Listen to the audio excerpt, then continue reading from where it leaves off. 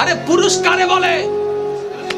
বুক ফুলাই বাঁচে, মাথা নত করে না, চুরি করে খায় না, পরিশ্রম করে খায়, ওই পরিশ্রম দিয়ে সংসার চালায়, কারো দাম নিয়ে চলে না।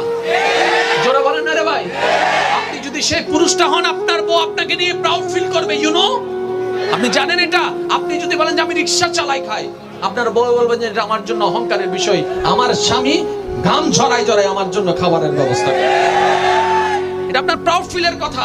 সেজন্য বলি, নিয়েন না, পারলে দিয়েন।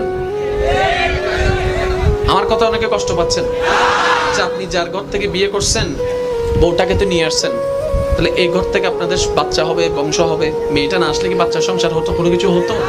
তাহলে আপনার মেয়েটাকে যে আপনার শ্বশুরে, আপনার বউটাকে যে আপনার শ্বশুরে এত বছর লালন পালন করে বড় করছে, উল্টা টাকা ওনারা না দিবেন?